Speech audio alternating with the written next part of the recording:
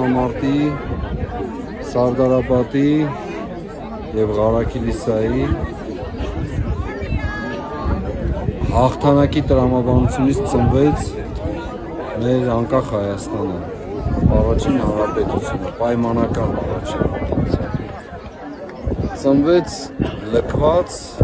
կեղեքված, հիվանդ, ցեղասպանված ժողովրդի կամքից, հաղթանակի ձգտումից։ Այդպես ծնվեց։ Այն ժամանակ, երբ մեր ժողովուրդը իր ինքնագիտակցության եւ ինքնաճանաչողության բարձրակետին էր հասել, հասկանալով, որ դա իր վերջին հանգրվանն է։ Ականջալուր լինելով Գևորգ 5-րդ Սուրենյանց վեհապար հայրապետի կոչին, որ իր հայացքը ուղղեց հենց այդ ժողովրդին ասելով, որ ես հավատում եմ, որ դու դեռ վերջին խոսքը չես ասել անարգ թշնամու։ Եվ այդ վերջին խոսքը լինելու է հաղթական։ Եվ այդտեղից ծնվեցին մեր լեգենդար զորավարները, ովքեր կարողացան ոտքի կանգնել եւ ոտքի հանել ժողովրդին, դարձյալ եմ կրկնում հիվանդ, լքված, ցեղասպանված, զրկված ժողովրդին դուրս բերելու ահռելի մեծ բանակների դեմ, թուրքական բանակների դեմ, մեր կենսագրության եւ մեր արյան թշնամի բանակների դեմ,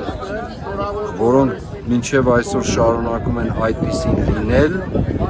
իրենց ծառայող չարիքի իշխանության հետ միասին։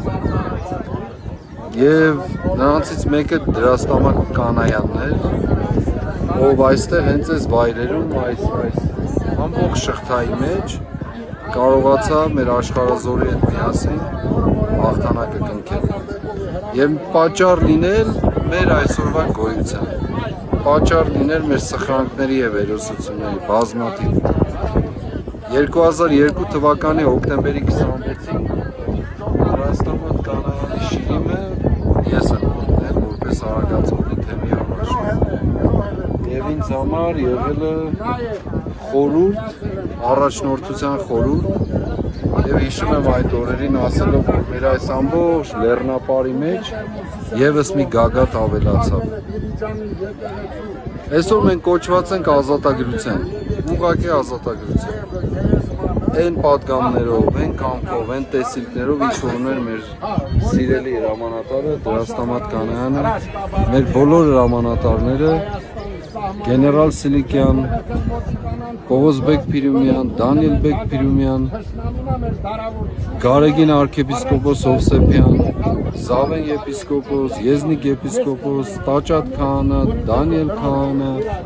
մահապարտների գունդ եւ ուզում եմ այո շեշտել, թեպետ Արցախում վստահաբար նաեւ այստեղ, թեպետ Սարդարապատում վստահաբար նաեւ որոշ իմաստով այստեղ ապարանում առանցքային դերակատարություն են ունեցել Արցախցի մեր մարդիկները, ներառվելով հոգևորականների գնդի, մահապարտների գնդի մեջ ներգրավվածներով Գարեգին arczepiskopos Հովսեփյանցի գլխավորությամբ։ Եվ այս բոլորի գլխին, որպես թագուպսակ, մեր